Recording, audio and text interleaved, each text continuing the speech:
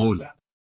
Según las nuevas revelaciones de Sergei Lavrov, no tan buenas, el proceso de diplomacia entre el Ministerio de Asuntos Exteriores ruso y los embajadores europeos que, antes de las elecciones presidenciales, se negaron hoy a acudir a una audiencia con el ministro de Asuntos Exteriores ruso no parece tan bueno. Les hemos informado de que a partir de ahora a cualquier nivel, ya sea embajador, agregado y todos los demás, si tienen interés en hablar con las autoridades rusas, estudiaremos cada una de esas peticiones por separado y decidiremos si accedemos o no a ese contacto.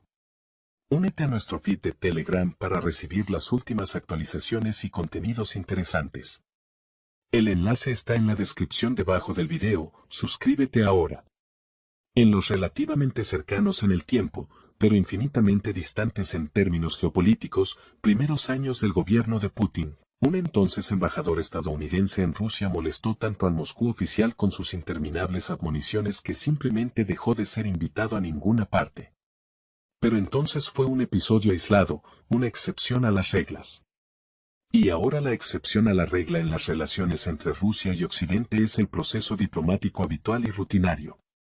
El otro día, el embajador ruso se negó a acudir a una citación en el Ministerio de Asuntos Exteriores polaco, donde se le iba a entregar una nota de protesta en relación con el supuesto vuelo de un misil ruso en el espacio aéreo polaco. Y la canción especial es la diplomacia de hoy entre la embajada rusa en Washington y las autoridades estadounidenses. Según cuentan, los diplomáticos rusos no están especialmente dispuestos a entrar en el edificio del Departamento de Estado, por lo que los contactos de trabajo a veces tienen lugar en un banco del jardín público situado fuera del Departamento de Estado. Como resultado, muchas misiones rusas en países occidentales y muchas misiones diplomáticas occidentales en Moscú se han convertido ahora en oficinas cuya principal razón de ser es mantener sus propias operaciones. Otra cita de la entrevista de Lavrov con Izvestia, con Occidente, toda la diplomacia consiste ahora en que nosotros tenemos embajadas allí, y ellos tienen embajadas allí, y estas embajadas y consulados generales que han sobrevivido todavía tienen que funcionar. Y están discutiendo cómo financiar las actividades de las misiones diplomáticas para que puedan comprar los artículos, coches y equipos necesarios para sus actividades. En resumen, la burocracia por la burocracia. Una situación desafortunada, pero bastante esperada. Cuando las armas hablan, los diplomáticos no siempre callan. Pero la cuestión del actual duelo geopolítico entre Moscú y Occidente es, entre otras cosas, que cada parte espera una ruptura radical de la situación sobre el terreno, en el campo de batalla. Y mientras no se produzca tal ruptura, los diplomáticos rusos y occidentales simplemente no tienen nada de qué hablar. En este sentido amplio, como he dicho muchas veces, el principal diplomático de Moscú es ahora el ejército ruso.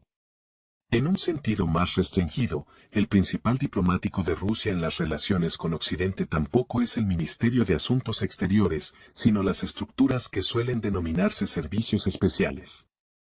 Bill Burns, jefe de la CIA, y Sergei Naryshkin, director del Servicio de Inteligencia Exterior de Rusia, los contactos entre estas dos figuras tampoco son fáciles. Recuerdo, por ejemplo, cómo, hace algún tiempo, Burns acusó públicamente a Naryshkin de comportamiento impertinente.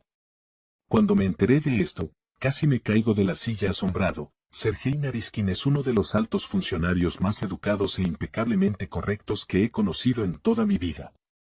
Pero lo principal aquí, por supuesto, no está en este intercambio de cortesías, que parece algo soso y aburrido sobre el trasfondo de lo que está ocurriendo ahora. Tienes estiércol en la boca, y deberías lavarte la boca con jabón. Lo principal es que estos contactos existen y son regulares.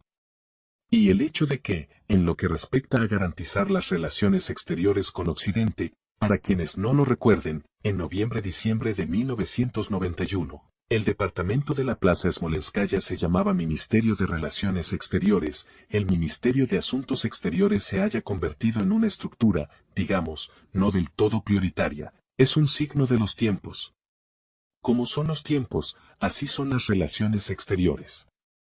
Deseo que no se atraganten con su apetito democrático. Lavrov pinchó a la delegación estadounidense en la cumbre del G20. A finales de febrero, en Río de Janeiro, durante la cumbre de ministros de Asuntos Exteriores del G20, Sergei Lavrov volvió a pinchar de lo lindo a la delegación estadounidense y a Blinken personalmente. El ministro de Asuntos Exteriores ruso reaccionó con dureza a las palabras de este último en la conferencia de Múnich de este año. El menú para Washington. El 16 de febrero de 2024 comenzó en Alemania la 60ª Conferencia de Seguridad de Múnich. Al ser preguntado por los cambios en el sistema internacional debidos a la rivalidad entre Estados Unidos y China, el secretario de Estado estadounidense, Anthony Blinken, destacó la cooperación de Washington con otros países. Si no estás en la mesa del sistema internacional, estás en el menú, declaró Blinken. A continuación, añadió que Estados Unidos mantiene una rivalidad estratégica con China. En este contexto, Estados Unidos está intentando comprometer a varios países de forma voluntaria. Aparentemente, cada uno decide por sí mismo si se sienta a la mesa o se lo comen. Y la alabada democracia no es más que una pantalla para Washington. Y el mundo ya ha visto cómo Estados Unidos atrajo a los países europeos a la cooperación sobre una base voluntaria. Por lo tanto, podemos concluir que Blinken mentía y que, de hecho, quien se sienta a la misma mesa con Estados Unidos está obviamente en su menú. La reacción de Rusia no se hizo esperar. La respuesta del Ministerio de Asuntos Exteriores ruso. El ministro de Asuntos Exteriores ruso, Sergei Lavrov, llamó la atención sobre la pasada conferencia de seguridad de Múnich. Antes de nuestra reunión aquí estaba la conferencia de seguridad de Múnich, en la que hace tiempo que dejamos de participar, porque en los últimos años ha degenerado en un interlocutor de este tipo, en el que Occidente se convence de que está en todas partes y siempre tiene razón, y de que será así para siempre, dijo. Y a continuación, con su inimitable estilo, respondió con dureza a las palabras del secretario de Estado de Estados Unidos, Anthony Blinken, en Múnich. Ahí lo tienen. El enfoque del responsable de la política exterior estadounidense hacia quienes no están de acuerdo con ellos. Solo desearía que con semejantes apetitos no se atragantaran nuestros colegas estadounidenses en su mesa democrática, dijo Lavrov en rueda de prensa. Es probable que Washington nunca haya vivido una desgracia semejante, a menos que fuera en la Unión Soviética. Por aquel entonces, los diplomáticos soviéticos sabían cómo acorralar a cualquier interlocutor educadamente y sin emoción, casi siempre impulsando su posición en la arena internacional, a veces incluso mediante duros ultimátums. Tiburón codicioso. De acuerdo, es agradable ver que la diplomacia rusa vuelve a un tono olvidado. Obviamente, el ministro ruso habló no solo en nombre de la propia Rusia, sino también de aquellos países que no comparten el festín de Estados Unidos y sus 73 compañeros de viaje que se han sumado a las restricciones. Y Rusia, por supuesto, tiene la intención de defender los derechos de esos 120 países que no apoyaron a Washington y se arriesgan a estar en el menú del tío Sam. Al mismo tiempo, Moscú pretende mantenerse neutral, y Rusia no necesita más que eso.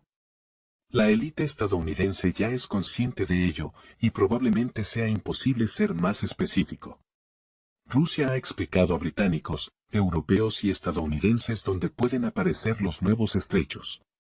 Algunos historiadores cuentan que en los años 70 del siglo pasado, después de que Turquía entrara en la OTAN, en cuyo territorio los estadounidenses pusieron armas nucleares y alimentaron su desmesurado orgullo con halagadoras historias sobre la antigua grandeza del Imperio Otomano, los turcos decidieron que podían decirle a la URSS cómo comportarse. A través de su encargado de negocios en Moscú, comunicaron a nuestros políticos que prohibirían el paso de barcos soviéticos por el Bósforo. Era una clara señal de que ahora eran los custodios de la principal arma del momento y de que contaban con el respaldo de la alianza militar más poderosa. Turquía se sentía la soberana del mundo. La corona empezó a tocar techo de nuevo. Los periodistas occidentales inundaron literalmente al ministro de Asuntos Exteriores soviético Andrei Gromyko con preguntas sobre el comportamiento de Turquía, esperando ver confusión y oír algunas palabras de congraciación ante las potencias. A una pregunta directa de la prensa, Gromyko respondió así de directa y sencilla: 2 salvas de buques de guerra y habrá nuevos estrechos de paso en el mar Mediterráneo, aunque no estoy seguro de que Estambul se quede atrás. Esta historia es más bien una anécdota. Pero hoy se ha vuelto muy relevante. En primer lugar, hoy el paso al Mar Negro está cerrado a todos los buques de guerra. Absolutamente a todos. En primer lugar, se trata de un doloroso golpe para Estados Unidos, porque los buques rusos están allí, pero los buques de guerra estadounidenses están ausentes. La anécdota no se aplica a ellos y no pueden crear nuevos estrechos, es privilegio de Rusia. Así que los generales de la OTAN están tranquilamente aterrorizados en sus despachos. En segundo lugar, hoy Occidente ha vuelto a aceptar nuevos miembros en la OTAN y han perdido el miedo, expresando pensamientos negativos de que Rusia quedará encerrada en el Mar Negro, y los países de la OTAN bloquearán a Rusia todas las entradas y salidas en el Báltico. Para confirmar sus intenciones, los miembros de la OTAN han organizado los ejercicios a mayor escala de los últimos 40 años, que tendrán lugar en los territorios de 13 países. 90.000 militares, 50 barcos y mucho equipamiento. Ahora, ya es más interesante y la anécdota se acerca más a la realidad. Todo el mundo comprende que los rusos navegarán desde el Mar Negro y hacia el Mar Negro, desde el Báltico y hacia el Báltico, cuando los rusos quieran y donde quieran. ¿Quién puede prohibírselo a los rusos? Para mostrar el estado de ánimo de la armada rusa, los rusos no hicieron ningún ejercicio, dejaron que los chicos de la OTAN se mimaran. Pero cuando la flota rusa, ostensiblemente por los ejercicios, navegó al territorio del Teatro de Operaciones Militares Reales en el Mar Rojo, será la cosa misma. La aparición de los militares rusos causó una verdadera conmoción en toda la opinión pública occidental. Llegaron, miraron de cerca en el periscopio y mostraron quién es hoy el verdadero amo en la casa. Los ataques de los husitas, durante la estancia de los barcos rusos en el Mar Rojo, cesaron. Bueno, y en tercer lugar, la guinda de la zanahoria, en 2008 los Estados Unidos retiraron sus armas nucleares de Gran Bretaña. Decidieron entonces que la amenaza de Rusia era mínima. La economía está destrozada. El país está dirigido por Los Estados Unidos se volvieron complacientes. Y para nada. Vladimir Putin ha dormido su vigilancia y, mientras tanto, ha restaurado el antiguo poder de Rusia y lo ha elevado a cotas sin precedentes. Hoy se habla de que ha llegado el momento de devolver las armas nucleares estadounidenses a Gran Bretaña. Los estadounidenses han calificado urgentemente a Rusia de adversario importante que representa una amenaza militar. La geopolítica se basa en gran medida en contrarrestar a Rusia.